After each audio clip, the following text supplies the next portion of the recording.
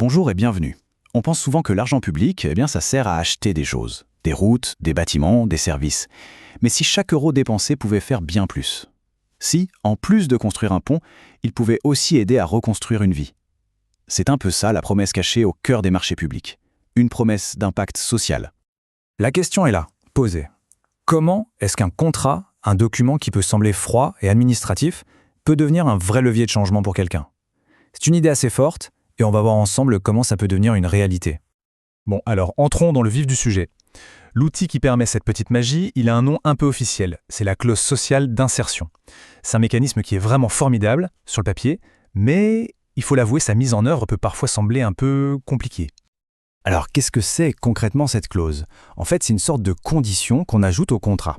L'entreprise qui remporte le marché s'engage à réserver un certain nombre d'heures de travail à des personnes qui, pour diverses raisons, ont du mal à trouver un emploi. C'est une porte d'entrée, une passerelle directe vers le monde du travail. Et voilà le hic. Malgré cette super intention, la mise en œuvre peut devenir un vrai casse-tête. Le mot qui revient tout le temps, et qui vient d'ailleurs de notre source, c'est nébuleux. On imagine bien la scène. Face à tous les aspects juridiques et pratiques, beaucoup se sentent un peu perdus, dans le brouillard. Mais justement, face à ce brouillard, il y a une solution. Il existe un guide.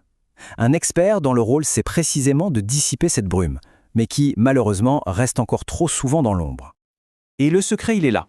En fait, il est tout simple. Le succès de toute cette démarche ne repose pas que sur la bonne volonté. Il repose surtout sur la capacité à trouver le bon partenaire, la bonne personne pour se faire accompagner. Il ne faut surtout pas rester seul face à la complexité de la chose. Et ce partenaire, il a un nom, c'est le facilitateur.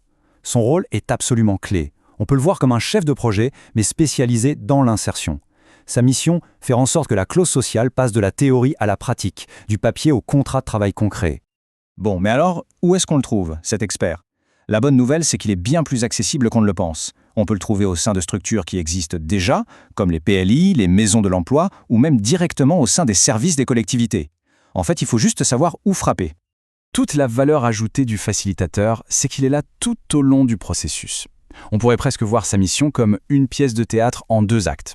Un acte qui se joue avant la signature du contrat et un autre juste après. Et ça illustre parfaitement sa double casquette. En amont, avant la signature, il est là pour conseiller, pour aider à rédiger une clause qui soit à la fois intelligente et réaliste. C'est le stratège. Et puis, en aval, une fois le marché signé, il devient un peu le coach. Il accompagne l'entreprise pour trouver les bonnes personnes et s'assurer que les engagements sont bien tenus. C'est un suivi de A à Z. Ok, on a l'outil, on a l'expert. Maintenant, passons à la dernière étape, la plus concrète.